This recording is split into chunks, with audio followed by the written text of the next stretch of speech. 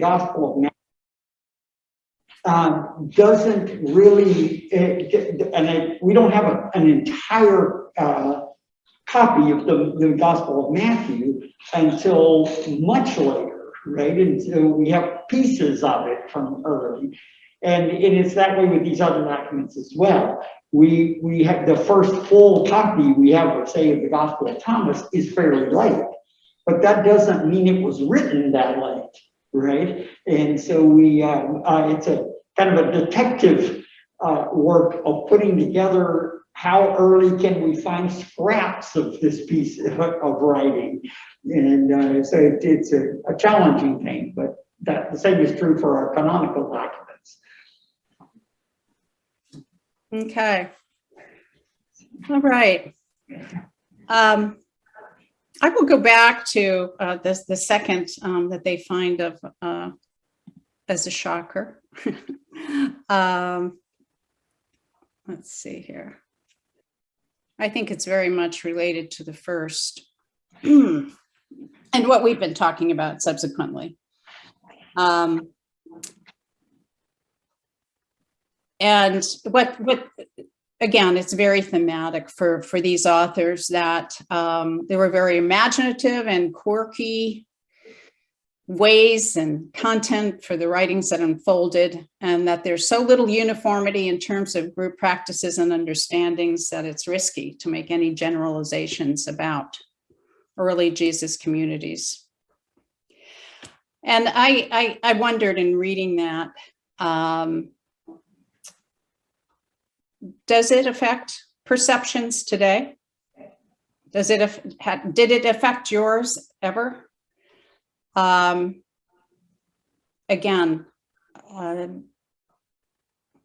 the authors seem to think that it has made a difference, that that the church is seen as being, well, wait a second, do I have the master narrative here? Yeah, here it is, going back to the beginning. We have what they started out with, that this was the original, the most orthodox canon, or view, I guess you could say, of how the Christian church was formed.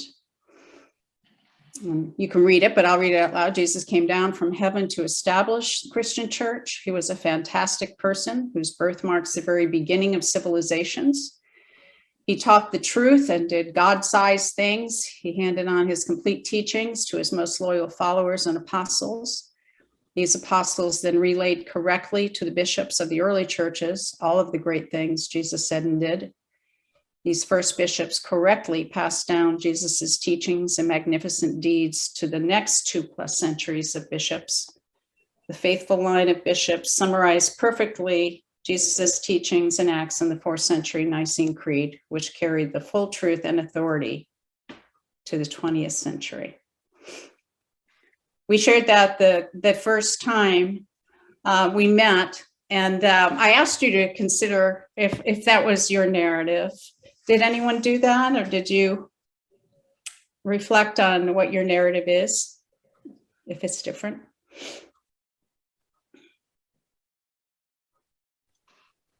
So I'm going to say, by marriage, I've spent a long time thinking about a very different narrative of Christian history, and a recognition that it's messy.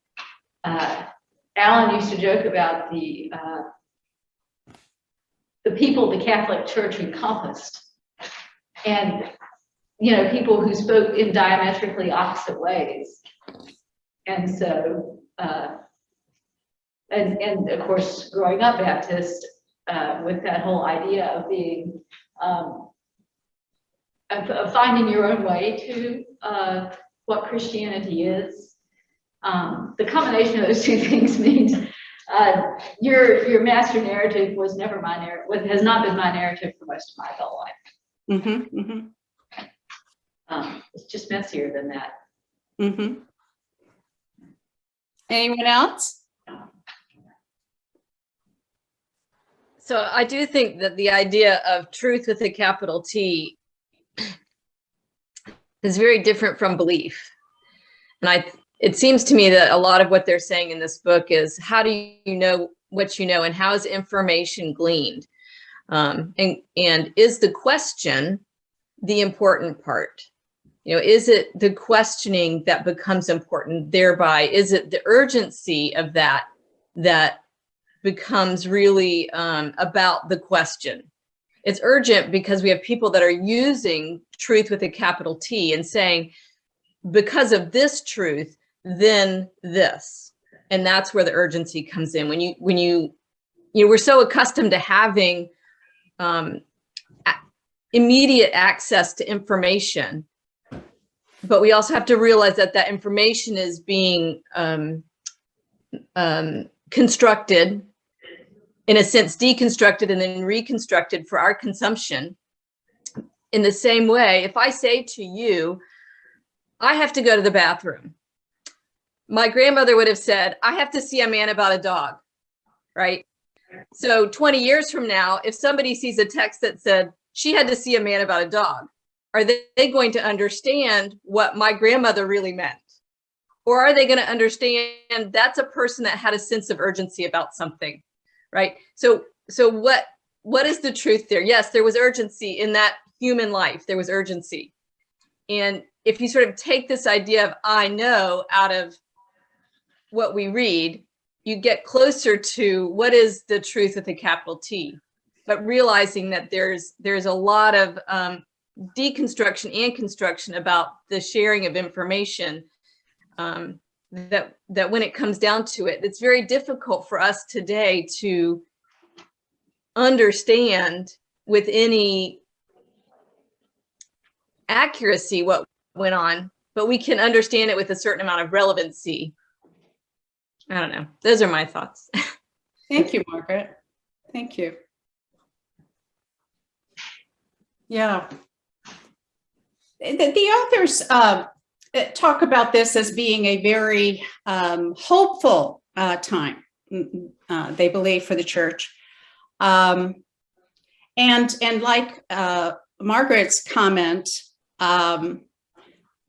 Hal Taussig, one of the authors, has written that he believes that education is giving options, not indoctrination. So in that sense, opening up this, making more accessible these non-canonical readings, taking them seriously, bringing them into a contemporary culture, which is happening. Let me just digress a moment and show you some ways that this has happened. Let's see here. Let me go back to here. Can I? Yeah. Okay, this is a translation of one of the Nag Hammadi texts called The Thunder, Perfect Mind, a new translation and introduction. Has anyone heard of this? Okay.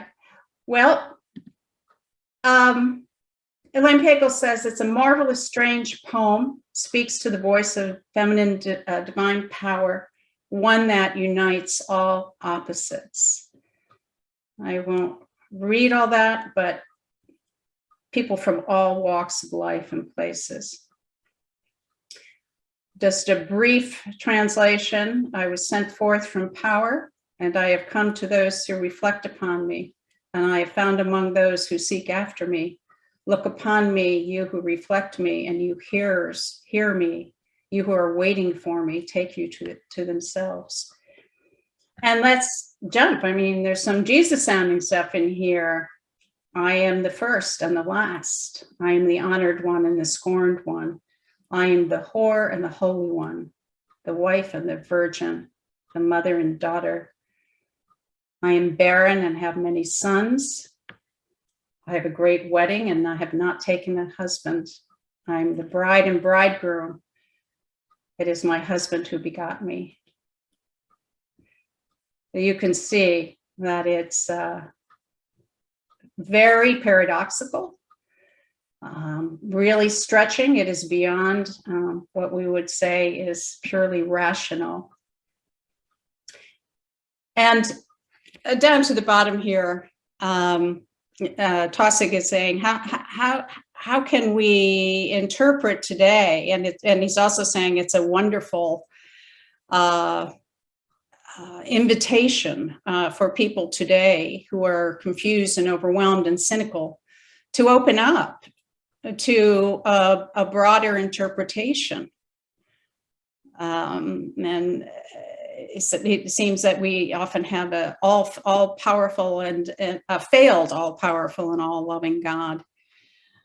And he brings in the subject of vulnerability, a vulnerable divinity, and that this ancient text could be a key of life in the 21st century. And then Taussig goes on to highlighting that a number of filmmakers, novelists, musicians, teachers have already become enamored with such a text, and it's this one, The Thunder Perfect Mind. Toni Morrison uses an excerpt from it in her book, Jazz.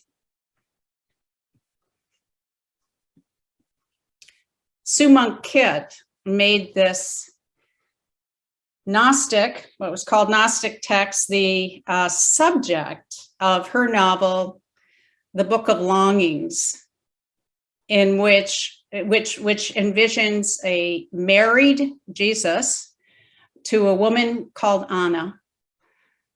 And it's told in her voice. I called him beloved, and he, laughing, called me Little Thunder.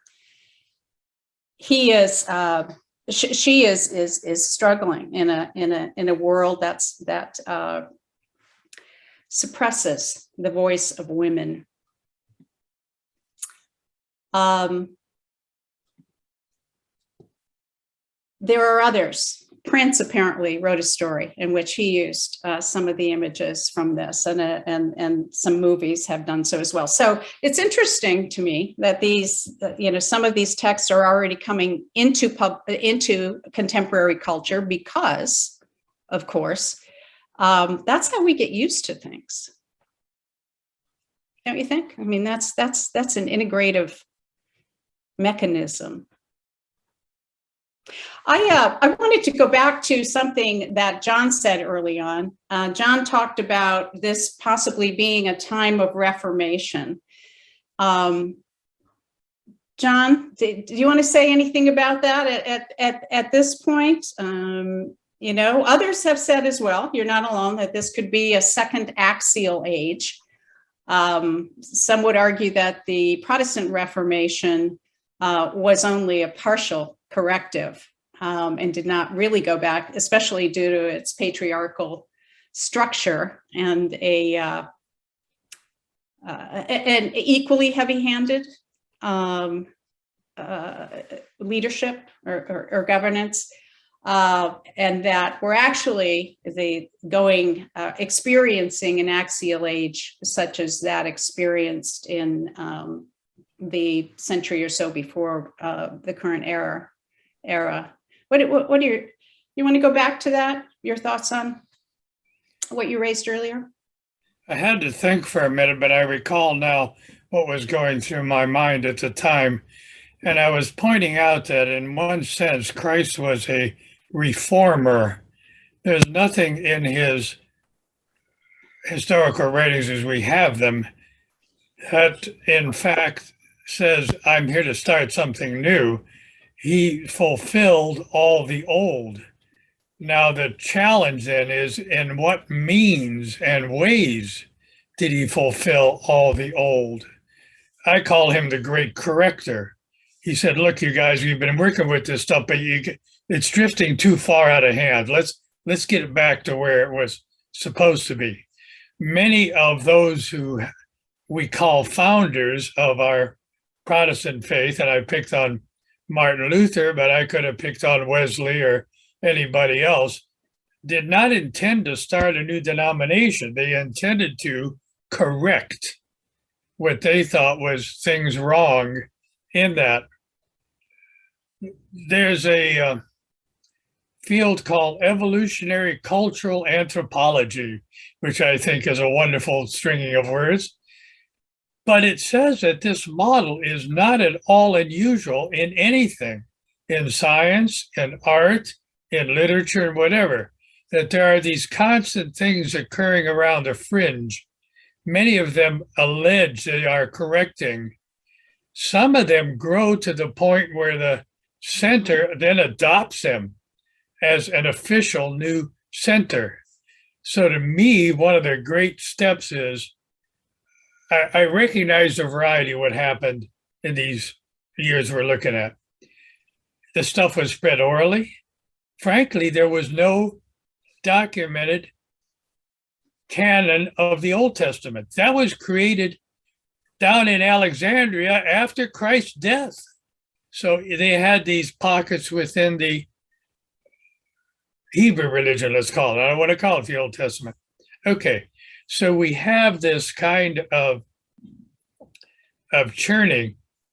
How the Roman Empire then adopted this fringe, and I have to call it a fringe religion, made it official. That's where the codifying comes in. Many people don't realize the role of the Roman Empire. He called the Nicene Council. He said, you guys get together. I'm sick and tired of hearing all these differences. Come up with the official version. Right. Because that's the way politics work. Yeah, that's the empire side of this story, which is why I think Jenkins' words are important. The story goes on. It is not clear. That master narrative has many, many flaws. I did want to bring up something that I know I was hoping Meredith could be here today, because she expressed something that Elaine Pagels did as well about the reading. And I won't put words into Meredith's mouth, so I'll paraphrase Elaine Pagels on this, which was that history is flat earth without its spiritual dimensions.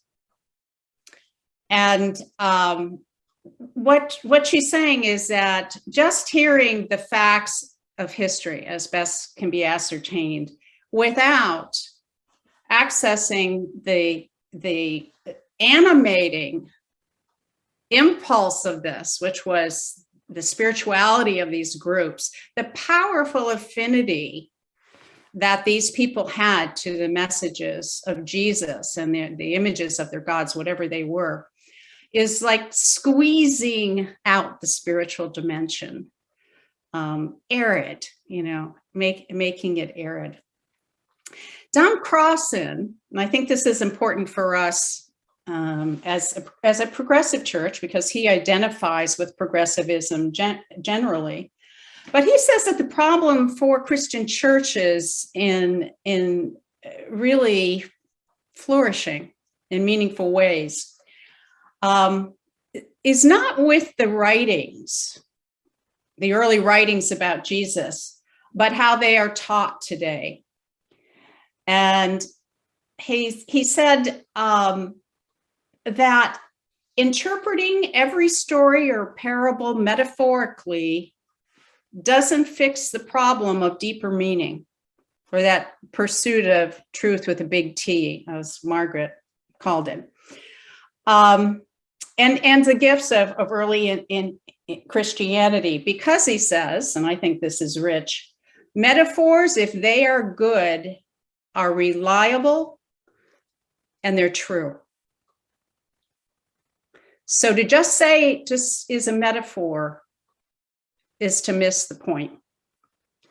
So I found that really helpful. And I wonder, as much as I know, and I believe we have to find our own way, we will find our own way. That's the only way we can, is by going in and we work with our own experience. We can't escape that. But there are 45,000 denominations across the world today of Christians. And so what happens, even though, as John pointed out, the reformers didn't necessarily think they were going to form new denominations. Christians split when they disagree. So, that is a tension we hold. It is the paradox. We filter what we learn, what we experience personally. We seek community support, and yet we keep dividing. And I don't know, is that good? I mean, I don't have the answers, that's for sure. But I did want to share one last thing with you to close today. And it is a book that I just got in the mail yesterday called A New Testament. And it is not a new book. It's actually from 2012 or 2013. And it's written by, who's the editor? Hal Tosick, one of our authors here. And what he has done is brought together 39 books ordered with a scheme that I can't describe shortly, and I certainly have not read that whole book overnight. It contains 39 books as opposed to the 27 that were in the New Testament.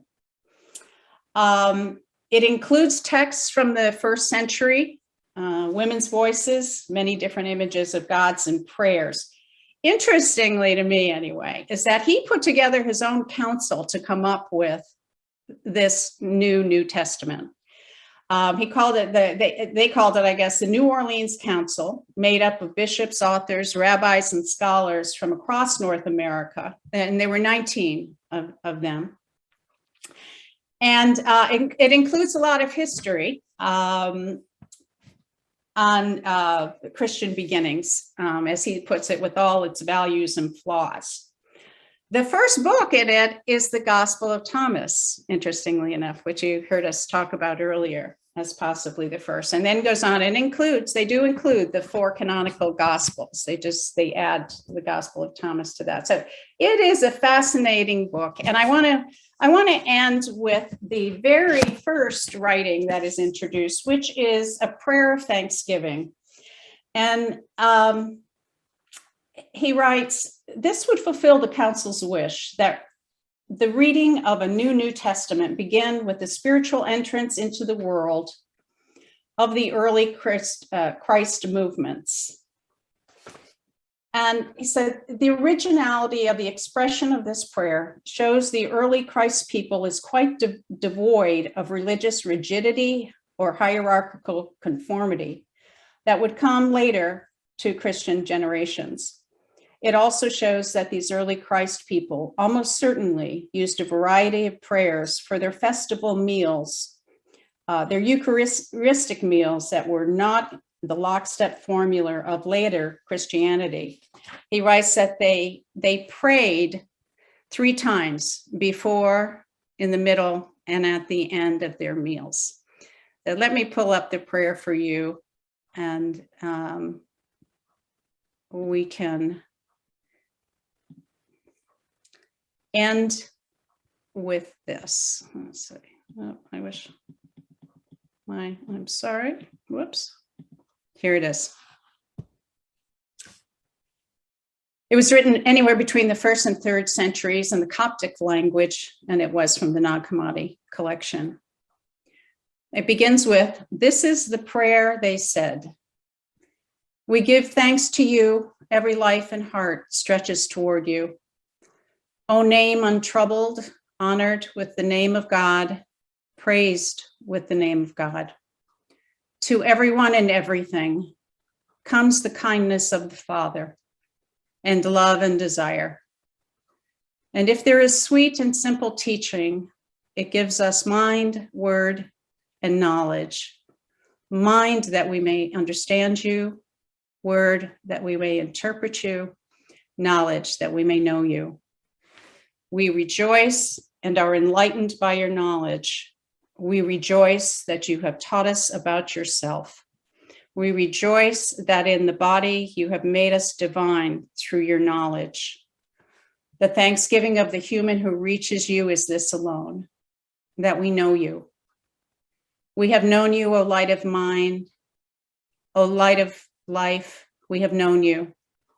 O womb of all that grows, we have known you. O womb pregnant with the nature of the Father, we have known you. O never-ending endurance of the Father who gives birth, so we worship your goodness. One wish we ask. We wish to be protected in knowledge. One protection we desire, that we not stumble in this life. Thank you all for taking this journey with me. You've been a real gift to me.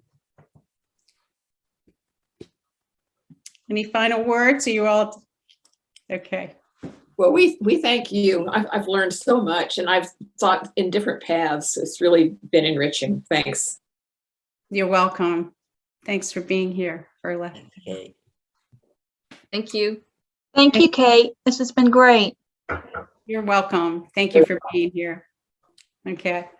Bye-bye.